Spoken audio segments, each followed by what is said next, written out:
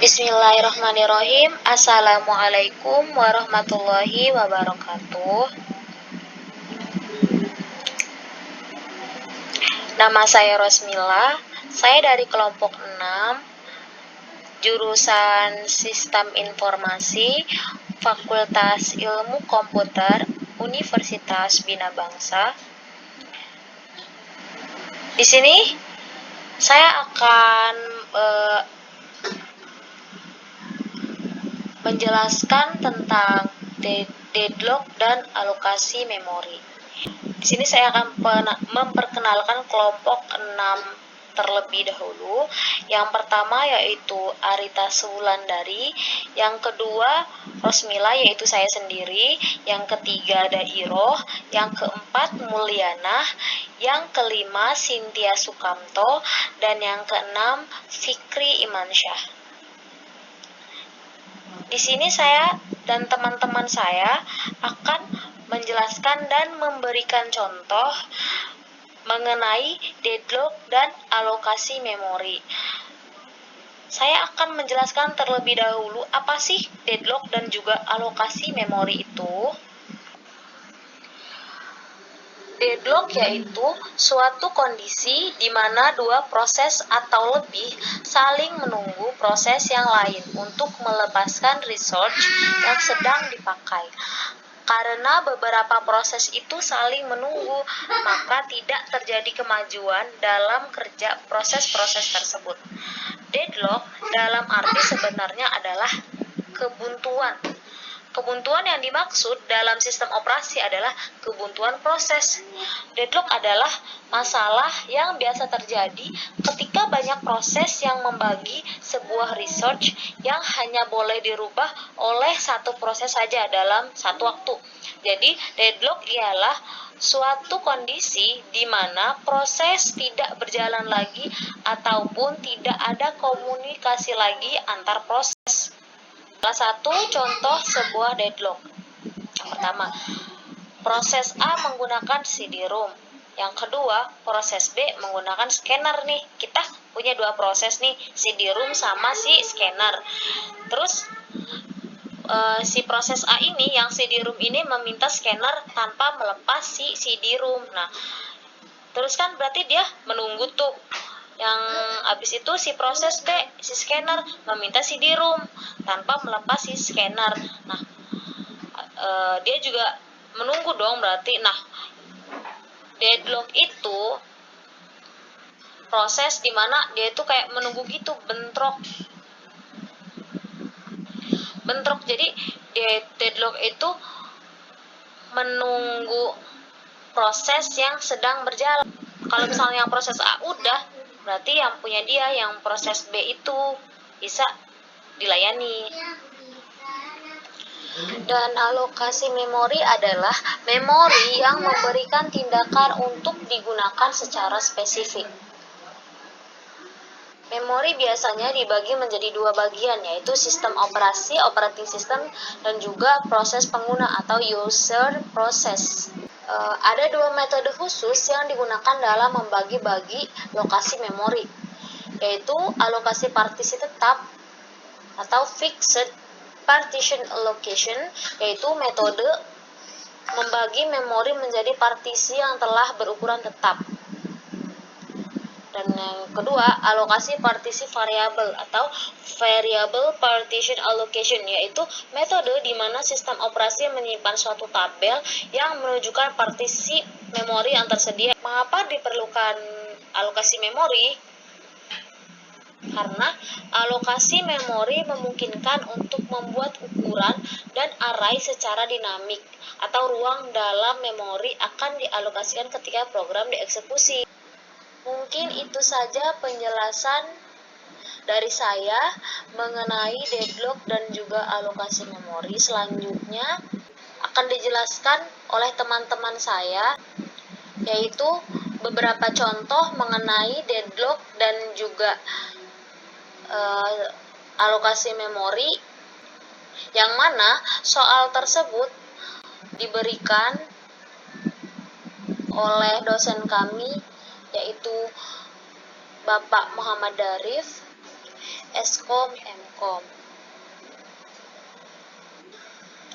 Dan semoga penjelasan dari kami dapat dimengerti. Terima kasih. Assalamualaikum warahmatullahi wabarakatuh. Nama saya Cynthia Sukamto. Di sini saya akan menjelaskan soal nomor 1. Jadi di sini ada soal suatu sistem komputer mempunyai 3 sumber daya, yaitu R1, R2, R3. Resource R1 sama dengan 19, R2 sama dengan 12, dan R3 sama dengan 9. Sumber daya tersebut akan digunakan oleh 4 buah proses, yaitu P1, P2, P3, dan P4 dengan alokasi kebutuhan sumber daya sebagai berikut. Di sini sudah ada tabelnya ya. Jadi di mana alokasinya R1, R1, R2 dan maksimum resource-nya R3, R2, R3. Untuk alokasinya proses 1 sama dengan 2, 1, 3, proses 2, 2, 3, 2, proses 3, 2, 1, 2, proses 4, 1, 2, 1. Dan untuk maksimum resource-nya proses 1, 4, 4, 3, proses 2, 3, 5, 4, proses 3, 3, 2, 3, proses 4, 2, 3, 3. Nah, jadi di sini ada soalnya yang pertama ini, buatlah matriks kebutuhan untuk masing-masing proses tersebut. Kita lihat tabelnya ya.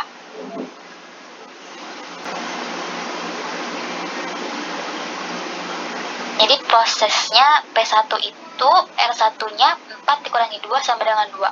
4 dikurangi 2-nya dari mana? Kalau untuk matriks atau kebutuhan itu maksimum dikurangi alokasi.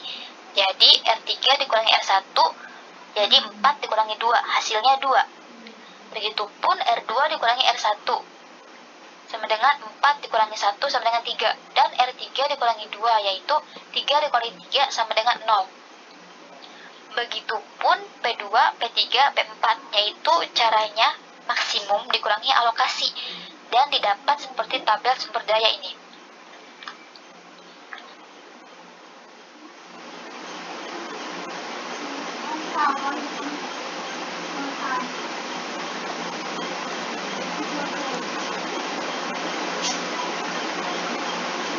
Dan untuk yang B-nya itu buatlah urutan penanganan proses sehingga sistem komputer dalam keadaan safe, atau jadwalkan penggunaan sumber daya yang ada agar tidak terjadi atau terhindar dari kondisi deadlock.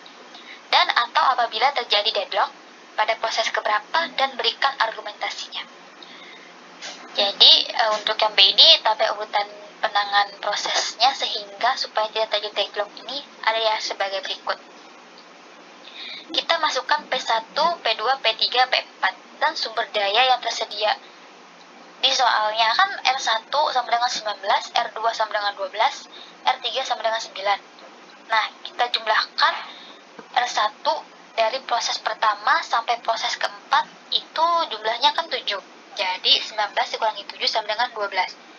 Begitupun yang R2 dari proses pertama sampai keempat jumlahkan baru dikurangi. Kan jumlahnya itu 12, jadi 12 dikurangi 7 sama dengan 5. Begitupun yang R3 dari proses pertama sampai ke proses keempat jumlahkan, hasilnya kan 8, jadi dikurangi 9, hasilnya itu 1. Kemudian kita dapatkan sumber daya yang R1 sama dengan 12, R2 sama dengan 5, R3 sama dengan 1. Kita proses P4 karena P4 itu ruang pertamanya terkecil.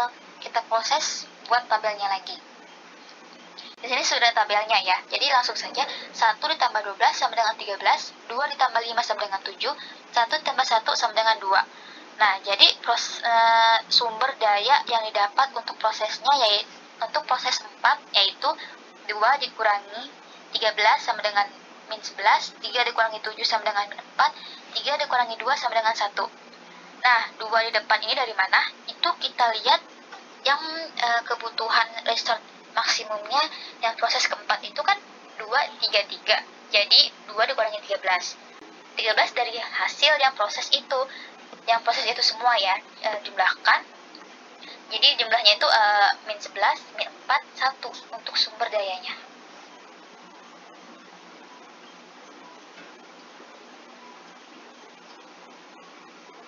di proses P4 selesai, maka kondisinya akan seperti ini nih. Jadi sumber daya yang tersedia yaitu R1, proses dari pertama sampai ketiga itu kita dapat 6. Jadi 19 dikurangi 6 sama dengan 13. Yang R2-nya jumlahkan, yang R2-nya jumlahnya 5. Jadi 12 dikurangi 5 sama dengan 7. Yang R3 ini jumlahnya 9. Jadi 9 dikurangi 7 sama dengan 2. Kemudian kita dapatkan sumber dayanya R1 13, R2 7, R3 2. Kemudian kita proses lagi nih, misalnya kepada proses pertama, hasilnya seperti ini. 2 ditambah 13 sama dengan 15, 1 ditambah 7 sama dengan 8, 3 ditambah 2 sama dengan 5. Lalu proses sumber dayanya ini P1, 4 dikurangi 15 sama dengan min 11, 4 dikurangi 8 sama dengan min 3, 3 dikurangi 5 sama dengan min 2. Kita lihat hasilnya seperti ini. P1 dan P4 sudah ketemu sumber dayanya ya. Jadi setelah proses P1 selesai, maka kondisinya akan seperti ini. Sisa P2 dan P3.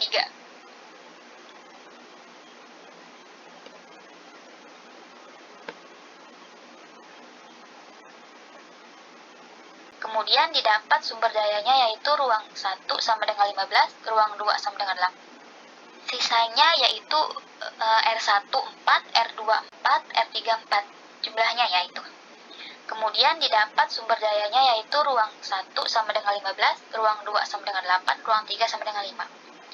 Kemudian kita proses, misalnya kepada proses P3, maka kondisinya seperti ini. 2 ditambah 15 sama dengan 17, 1 ditambah 8 sama dengan 9, 2 ditambah 5 sama dengan 7. Kemudian sumber dayanya atau prosesnya yaitu seperti ini nih. 2 dengan 17, kita proses, misalnya kepada proses P3, maka kondisinya seperti ini. 2 ditambah 15 sama dengan 17, 1 ditambah 8 sama dengan 9, 2 ditambah 5 sama dengan 7.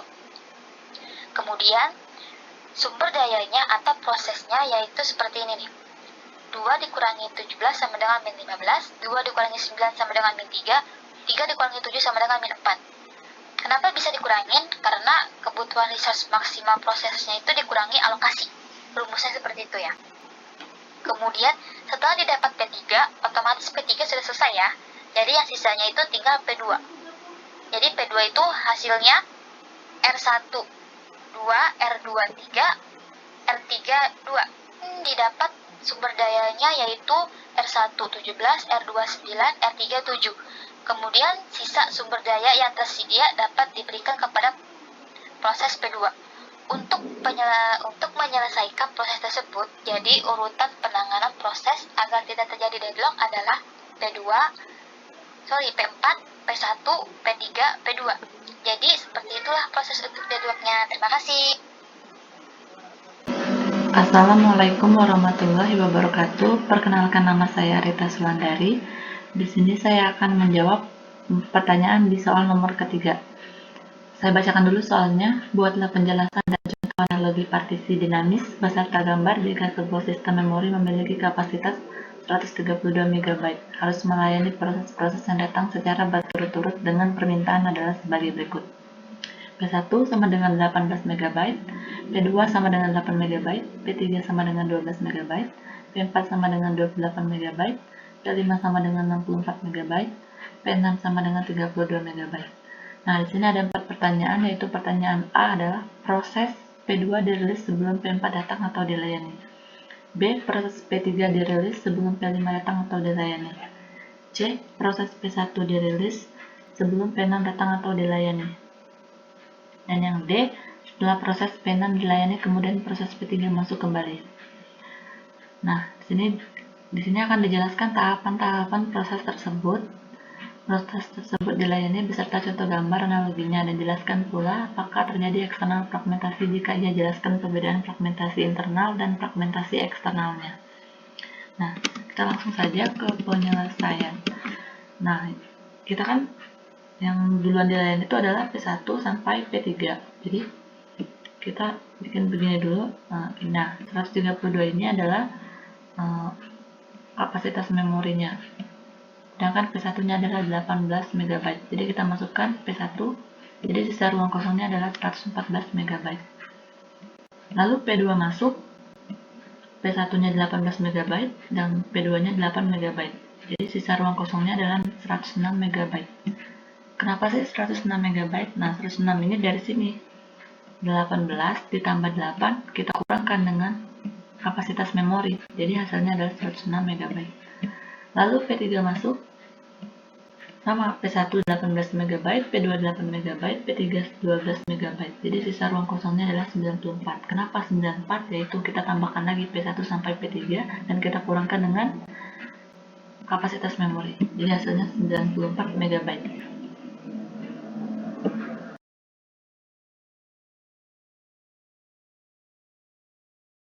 Bismillahirrahmanirrahim. Nama saya Dairoh dari kelompok 6 kelas 2D Sistem Informasi Universitas Bina Bangsa. Di sini saya akan mencoba menjelaskan contoh soal tentang pengalokasian memori. Di mana contoh soalnya yaitu sebuah memori memiliki kapasitas 86 MB di mana sistem operasi membutuhkan ruang sebesar 2 MB dan akan dipartisi menjadi 10 partisi dengan masing-masing kapasitas sebesar 13 MB. Terdapat proses-proses yang harus dilayani sesuai kedatangannya, yaitu untuk P1 yaitu proses 1.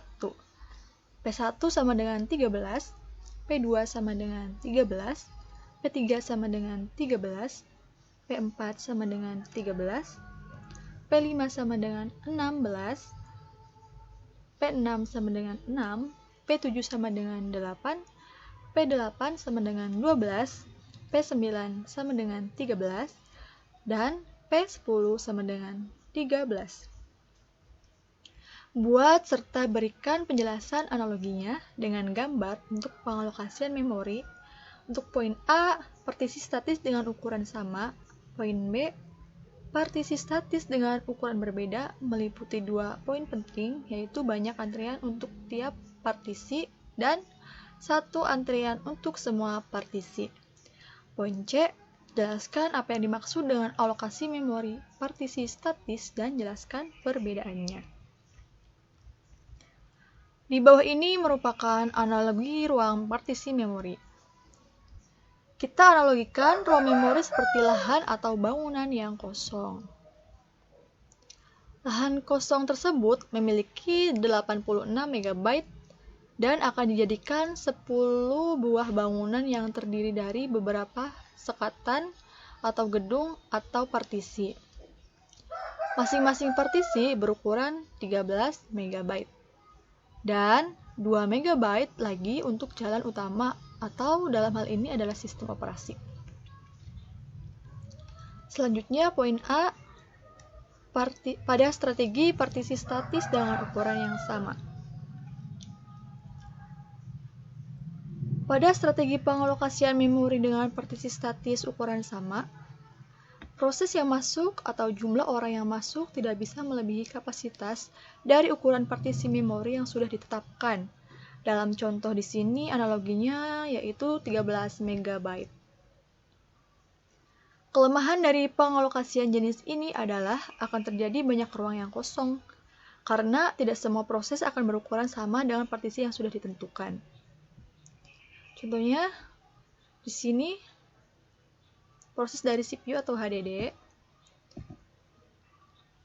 untuk proses 5, P5, P6, P7 dan P8 dia tidak bisa masuk ke dalam ruang atau ke dalam partisi dikarenakan dia jumlah partisinya melebihi kapasitas atau lebih kecil dari kapasitas sehingga dia tidak bisa masuk.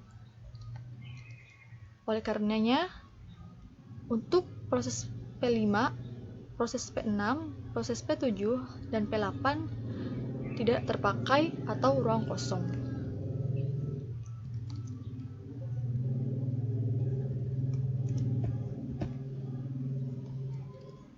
Pada strategi pengalokasian memori dengan partisi statis ukuran sama, suatu saat apabila kita ingin menambah atau mengurangi kamar tersebut, maka akan terjadi perombakan yang membutuhkan biaya atau waktu yang cukup besar atau effort.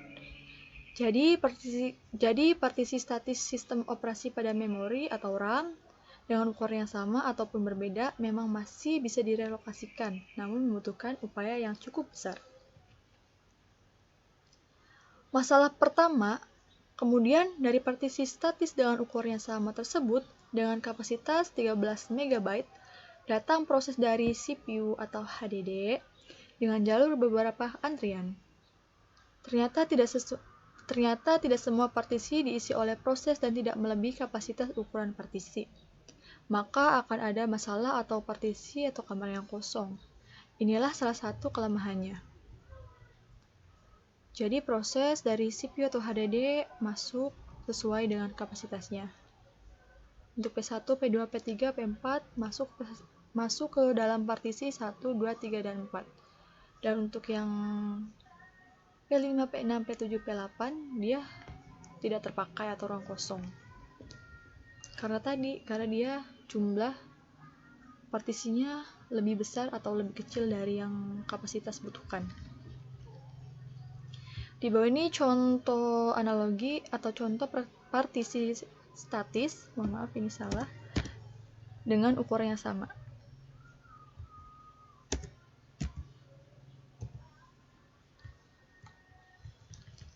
Untuk yang poin B, partisi statis dengan ukuran berbeda. Banyak antrian untuk tiap partisi. Di saat proses datang akan ditempatkan sesuai dengan ukuran besarnya proses tersebut, alias dikelompokkan sesuai permintaan ukuran proses tersebut. Misalnya,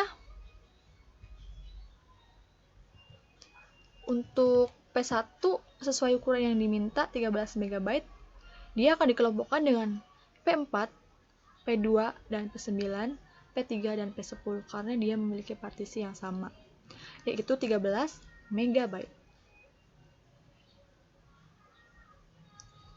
Dan untuk yang memiliki partisi berbeda, dia akan dipisahkan.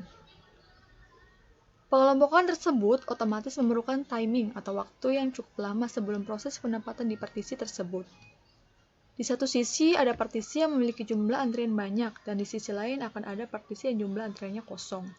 Seperti gambar analogi di sini, untuk P5, P6, P7, dan P8 dia tidak terpakai atau ruang kosong.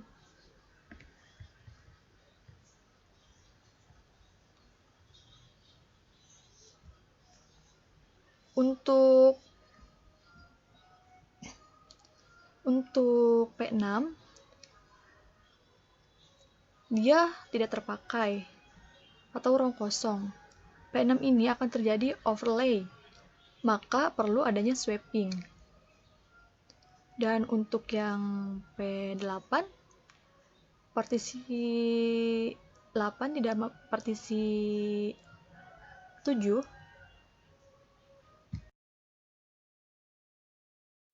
Untuk selanjutnya yaitu partisi statis dengan ukuran berbeda pada poin B. Penggambaran analoginya untuk partisi statis dengan ukuran berbeda seperti ini. Dan untuk poin yang banyak antrian untuk tiap partisi. Di saat proses datang, akan ditempatkan sesuai dengan ukuran besarnya proses tersebut, alias dikelompokkan sesuai permintaan ukuran proses tersebut. Misalnya, P1 13, P2 13, P3 13, ini maksudnya proses 1, proses 2, proses 3, proses 4, proses 9, dan proses 10. Ukurannya yang diminta adalah 13 MB, maka ia akan ditempatkan pada partisi yang memiliki ruangan 13 MB, yaitu akan ditempatkan pada partisi 1, dan sampai seterusnya. Di satu sisi ada partisi yang memiliki jumlah antrian banyak, dan di sisi lain akan ada partisi yang jumlah antriannya kosong. Seperti pada proses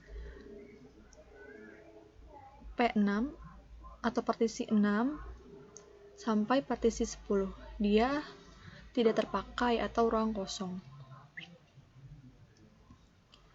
Dan apabila ada satu proses yang keluar dari CPU atau HDD, semisalkan di sini proses dalam P5. Seharusnya dia 16 MB. Tetapi dia yang keluar dari CPU sebesar 13, mohon maaf salah, sebesar 18, sekitar 18 MB, maka dia tidak akan bisa masuk ke dalam partisi. Dikarenakan P5 akan terjadi overlay, maka perlu adanya swapping. Kenapa overlay? Karena proses yang diminta lebih besar daripada partisi yang tersedia. Contoh lain, semisalkan di sini proses 7. Seharusnya P7 itu 8 MB. Tetapi ada proses yang muncul atau yang dihasilkan CPU HDD, P7-nya sebesar 5 MB. Dia tidak akan bisa masuk ke dalam partisi, dan dia akan terjadi internal fragmentasi. Kenapa bisa terjadi internal fragmentasi? Karena jumlah kapasitas yang diminta lebih kecil daripada kapasitas yang tersedia.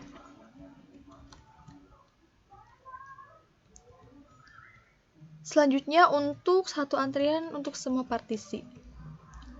Semua proses yang datang baik dari CPU atau HDD ditempatkan dalam satu antrian.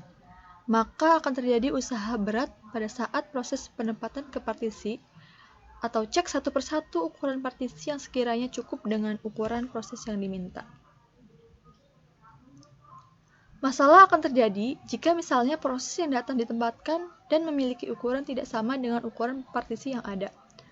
Kalau proses yang diminta lebih besar dari ukuran partisi yang ada, maka akan terjadi overlay, seperti yang di atas. Namun jika lebih kecil ukuran proses yang diminta, maka akan terjadi ruang sisa yang disebut internal fragmentation.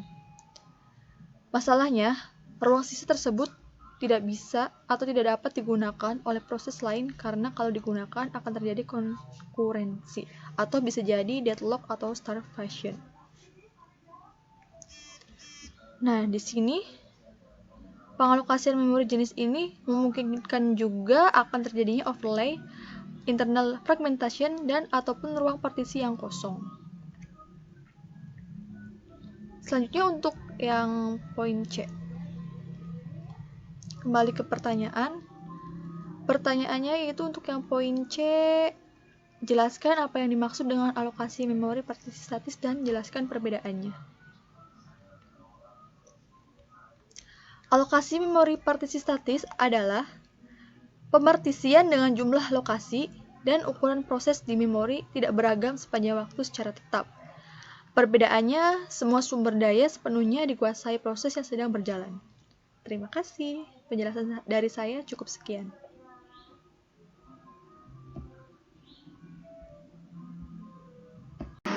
Oke, baiklah. Kita langsung saja ke pertanyaan yang A. Proses P2 dirilis sebelum P4 datang atau dilayani.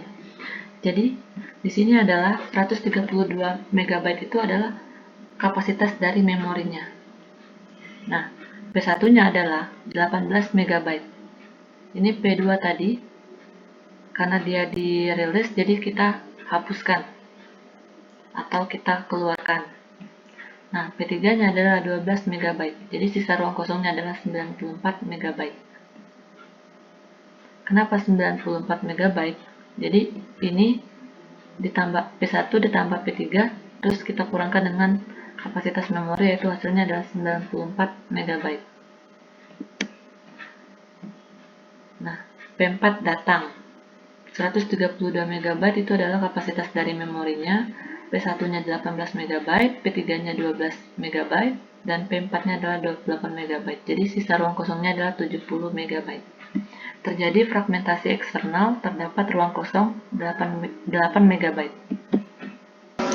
Selanjutnya kita ke pertanyaan yang B. Proses P3 dirilis sebelum P5 datang atau dilayani.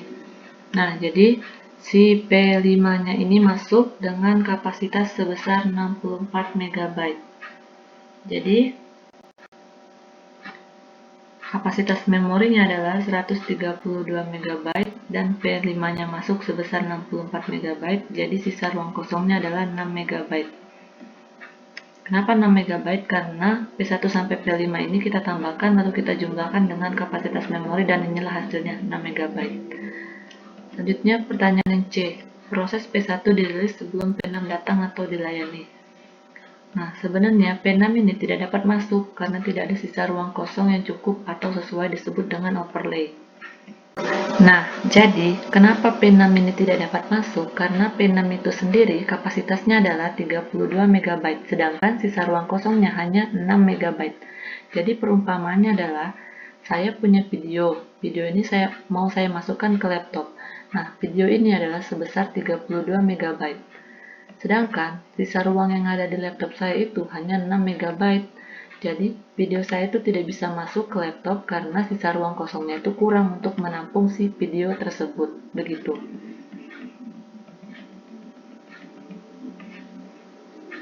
Pertanyaan D. Setelah proses P6 dilayani, kemudian proses P3 masuk kembali. Nah, tadi setelah P6 itu dilayani, kita masuk lagi ke proses yang ketiga, yaitu sebesar 12 MB.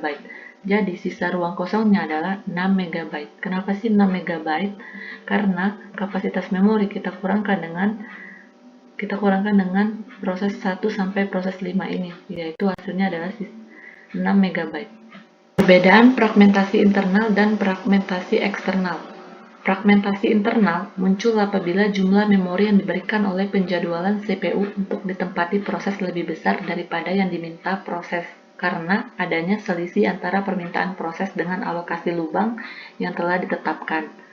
Sedangkan fragmentasi eksternal muncul apabila jumlah keseluruhan memori kosong yang tersedia memang mencukupi untuk menampung permintaan tempat dari proses tempat letaknya, tetapi letaknya tidak berkesinambungan. Cukup sekian dan terima kasih untuk penjelasan saya di soal nomor ketiga. Jikalau ada kesalahan, mohon dimaklumi. Wassalamualaikum warahmatullahi wabarakatuh. Saya akan menjelaskan tentang soal nomor 4. Soal nomor 4 tersebut, misal sebuah sistem memori memiliki hal dari fragmentasi internal sebesar 128 MB dengan NAS allocate blok dengan 12 MB jika terdapat permintaan proses yang datang secara berturut-turut adalah P1 dengan 12 MB, P2 sama dengan 18 MB, dan P3 dengan 32 MB. Gambarkan dan terangkanlah alokasi tersebut dengan algoritma masing-masing best fit, next fit, dan best fit.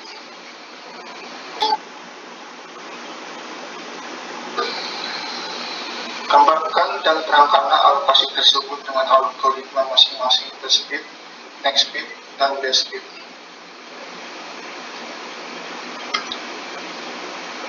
Lanjut di mana pengertian tentang internal fragmentation. Internal fragmentation adalah ruang sisa yang terjadi karena data yang dimasukkan ke dalam partisi lebih kecil dari ukuran partisi. Contohnya adalah 12 MB, di sini ada ruang kosong dan di sini ada 8 MB. Dan ruang kosong tersebut adalah fragmentasi internal. Selanjutnya adalah tentang penerapan algoritma best fit, di mana algoritma best fit adalah ruang kosong yang harus lebih besar dari ukuran proses. Misal, proses yang akan datang adalah 12 MB. Maka partisi 12 MB di sini tidak bisa terisi karena lebih sama dengan partisi yang akan datang. Begitu juga 8 MB, 12 MB, 12 MB, hingga ketemu 18 MB. Karena baru di 18 MB baru bisa diisi karena dia lebih besar dari partisi yang akan datang. Lanjut ke best fit. Best fit, nilai fragmentasi yang minimum tapi dia mengecek satu persatu partisi. Berarti satu isi 12 MB sama dengan partisi yang akan datang. Begitu juga 8 MB, 12 MB, 12 MB, hingga ketemu 18 MB. Karena baru di 18 MB baru bisa diisi karena dia lebih besar dari partisi yang akan datang. Lanjut ke base fit. Base fit nilai fragmentasi yang minimum, tapi dia mengecek satu persatu partisi. Berarti satu dia mengecek, terus dia akan mengecek satu partisi yang kosong dan mana yang paling kecil fragmentasi internalnya, sehingga yang masuk adalah P1 sama dengan 12 MB. Ini mana ini, dan P3 sama dengan 32 MB. Lanjut ke algoritma Nextbit. Algoritma Nextbit adalah algoritma yang partisi atau fragmentasi yang terakhir, di mana di sini digambar hanya ada P1 dan P3 yang dapat masuk untuk algoritma Nextbit, di mana P1 sama dengan 12 MB dan P3 sama dengan 32 MB. Lanjut ke kelebihan base fit. Dia punya kelebihan dari sisi nilai fragmentasi minimumnya. Kalau base fit dia bagus tapi tidak optimal ketika fragmentasi yang besar, tapi dia sangat cepat. Kalau Nextbit tidak usah geser pointer karena dia di dalam posisi terakhir fragmentasi.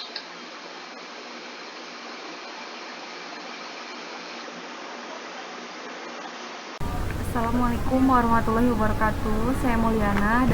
Saya di sini akan menjelaskan tentang tagging. Di sini ada alamat logika 16 bait, ada fact table, alamat PC 32 bait. Untuk keterangan alamat logika, di sini ada page 0.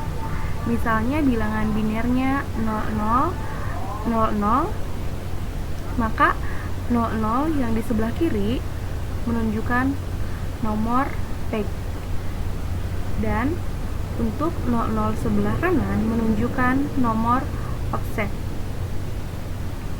Lihat dari page table bahwa page 0 dipetakan ke frame 7 dan nomor offsetnya 0 atau 0000, maka ia menunjukkan ke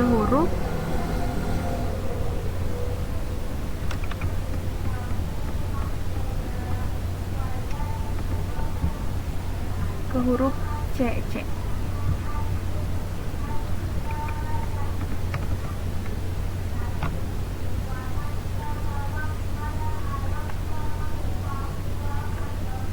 Dan untuk keterangan alamat logika page 1, bilangan binernya 0001,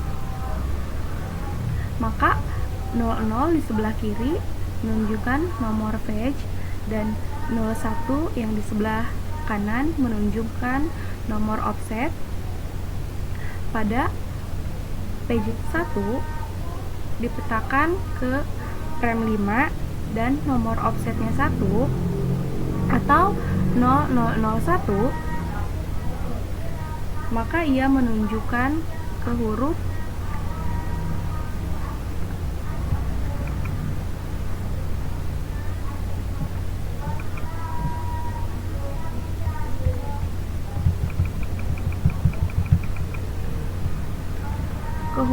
Pi.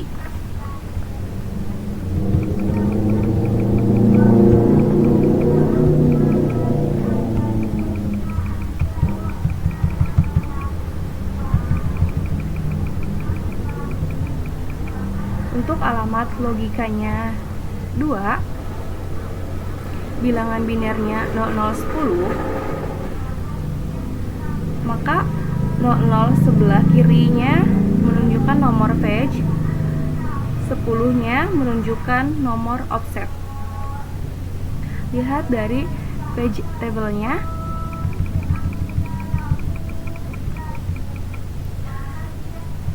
Pada page 2 dipetakan ke frame 0 dan nomor offsetnya 2 atau 0010, maka ia menunjukkan ke huruf C.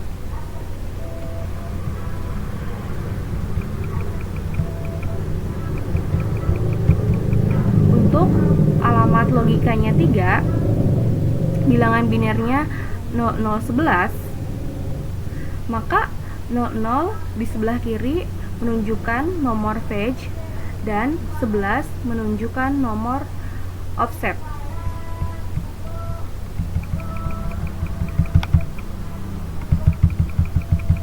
Lihat page tabelnya. Pada page 3 dipetakan ke pre 4 dan offsetnya 3 atau 0011, maka ia menunjukkan ke huruf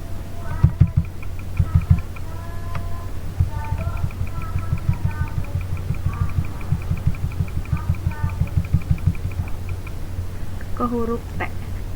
Sekian dan terima kasih. Assalamualaikum warahmatullahi wabarakatuh. Mungkin itu saja penjelasan dari kelompok 6. Semoga dapat dipahami contoh-contoh pemaparan dari penyelesaian soal tersebut. Semoga bermanfaat. Wassalamualaikum warahmatullahi wabarakatuh.